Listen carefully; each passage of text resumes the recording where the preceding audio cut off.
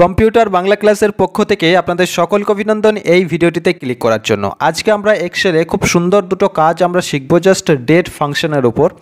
যেমন দেখুন এখানে আমার যে ডেটগুলো লেখা রয়েছে, যেমন স্টার্ট ডেট রয়েছে আর তার সঙ্গে এন্ড ডেট রয়েছে। এখন বিষয় হলো, যদি আপনার এমনটি দরকার হয় যে স্টার্ট ডেট থেকে এন্ড ডেট টোটাল কত দিন হচ্ছে সেটা কিভাবে আপনি বের করবেন, যদি এরকম কোনো কাজ আসে আপনার, যে হতেই পারে আপনার অফিসের কোনো এমপ্লয়ি তার যে জয়েনিং ডেট বা স্টার্ট ডেট সেখান থেকে সে যতদিন জব করেছে তার এন্ড ডেট পর্যন্ত সে কতদিন জব করেছে বা কতদিন স্কুলে প্রেজেন্ট আছে, বিভিন্ন ক্ষেত্রে কিন্তু এই ধরনের ক্যালকুলেট করতে হয়। তো সেটা কিভাবে করবেন সেটা তো শিখবই, এটার আগেও শিখেছিলাম, যদি দেখে থাকেন অবশ্যই বুঝতে পারবেন।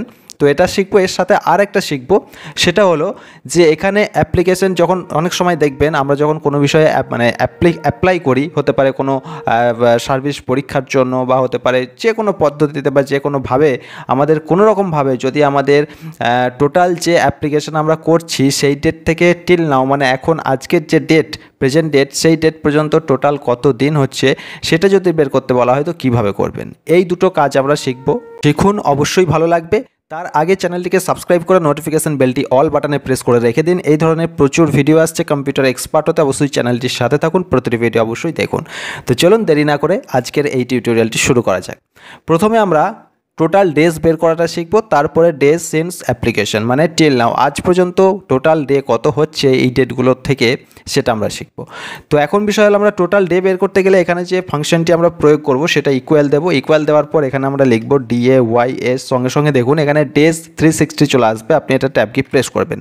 এখন আমরা মনে প্রশ্ন আসতে পারে ডেজ 360 কেন, দেখুন এটা 360 দিনে কিন্তু এক বছর ধরা হচ্ছে কম্পিউটারের ভাষায়, সেই হিসাবে কিন্তু আপনাকে ডেজটা এখানে কাউন্ট করে দেবে। তো এখন বিষয় হলো যে স্টার্ট ডেট আপনাকে দিতে বলছে, তো স্টার্ট ডেট অবশ্যই আপনি এটা সিলেক্ট করবেন, এরপরে কমা দেবেন, কমা দেওয়ার পরে এন্ড ডেট আপনাকে দিতে বলছে, এন্ড ডেট সিলেক্ট করবেন। মেথড আপনি 0 দিতে পারেন, কমা দিয়ে 0 দেবেন, অথবা নাও দিতে পারেন। আপনি এখানে ব্র্যাকেট ক্লোজ করবেন, এন্টার দেবেন। দেখুন টোটাল ডেজ 611 দিন বেরিয়ে গেল 14 মার্চ 2024 থেকে 25 নভেম্বর 2025, এর মধ্যে টোটাল ডেজ কত হচ্ছে 611 দিন। এবার এটা আপনি এভাবে ড্র্যাগ করে দিন, টোটাল ডেজটা এখানে বেরিয়ে যাবে। যেমন 1 আগস্ট 2020 থেকে আগস্টের 8 তারিখ 2020 পর্যন্ত 7 দিন হচ্ছে। তো এই ধরনের টোটাল এই ডেট থেকে এই ডেটের যে মধ্যে কতদিন হচ্ছে সেটা কিন্তু আপনাকে এখানে বের করে দেবে।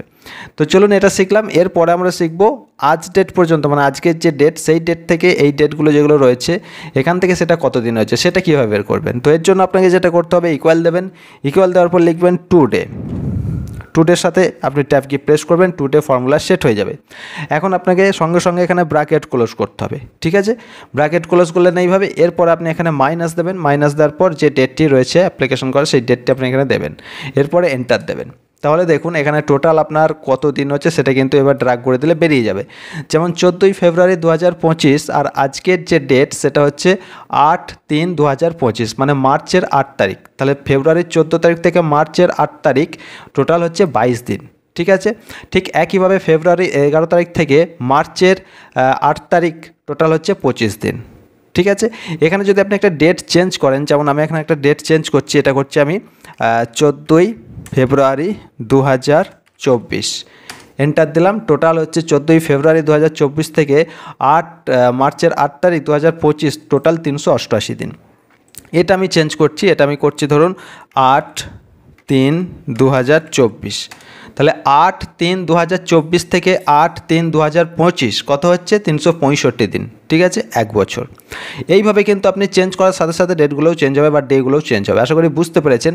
যদি অসুবিধা হয় অবশ্যই আপনি কমেন্টে জানাবেন। আর এই ধরনের প্রচুর ভিডিও আসছে কম্পিউটার এক্সপার্ট হতে, চ্যানেলটির সাথে থাকুন, প্রতিটি ভিডিও অবশ্যই দেখুন, সাবস্ক্রাইব করে রাখতে ভুলবেন না, এই ভিডিওটিকে অবশ্যই লাইক করবেন।